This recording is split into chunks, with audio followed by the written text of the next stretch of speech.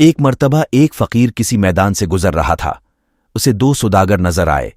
اس نے سوداگروں سے پوچھا، بھائیو کیا تمہارا اونٹ کھو گیا ہے؟ سوداگر خوش ہوئے اور بولے، تم نے دیکھا ہے کیا؟ فقیر نے کہا، کانا تو نہیں تھا اور دائیں پیر سے لنگڑا تو نہیں تھا۔ ان سوداگروں کو یقین ہو گیا کہ اس نے اونٹ دیکھا ہے، لذا اسی سے معلوم کیا جائے۔ وہ کہنے لگے، بھائی یہ حقیقت ہے کہ وہ کانا اور لنگڑا تھا، مگر وہ گیا کہاں؟ فقیر نے اسی لہجے میں کہا، آگے والا دانہ ٹوٹا ہوا تو نہیں تھا۔ سوداگر جلدی سے بولے، یہی جناب یہی، اللہ کے واسطے پتہ بتا دو، کہاں دیکھا تھا؟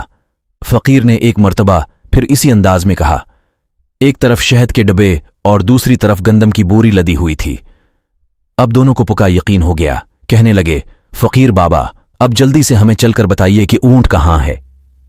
فقیر نے کہا، بھائی اگر سچ پوچھو تو نہ میں نے تمہارے اونٹ کو دیکھا ہے اور نہ اس کے بارے میں سنا ہے، میں ابھی تم دونوں سے سن رہا ہوں کہ تمہارا اونٹ کھو گیا ہے۔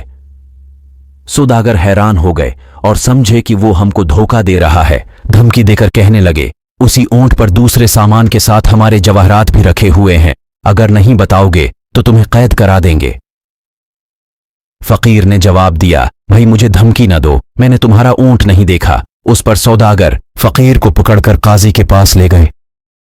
قاضی کو بھی فقیر نے وہی بات بتائی، جب تم نے اونٹ دیکھا ہی نہیں تو اس کے بارے میں اتنی صحیح باتیں کیوں کر بتا رہے ہو؟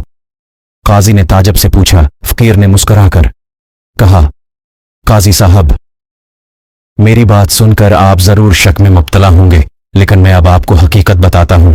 جب میں گھر سے نکلتا ہوں تو آنکھیں کھلی رکھتا ہوں۔ آج صبح میں ایک جگہ سے گزرا تو میں نے دیکھا کہ ایک اونٹ کے پیروں کے نشان تو موجود ہیں، لیکن کسی آدمی کے پیروں کے نشان نہیں ہیں، جس سے میں سمجھا کہ یہ اونٹ رسی تڑا کر بھاگا ہے۔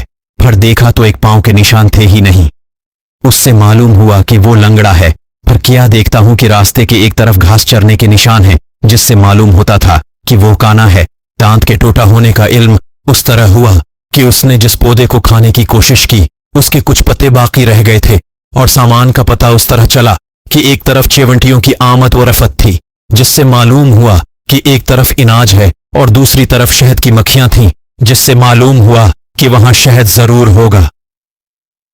قاضی یہ بات سن کے دنگ رہ گیا اور فقیر کو شاباشی دیدمان۔ سوداگر بھی فقیر کے بتائے ہوئے راستے پر گئے اور انہیں اپنا کھویا ہوا اونٹ مل گیا۔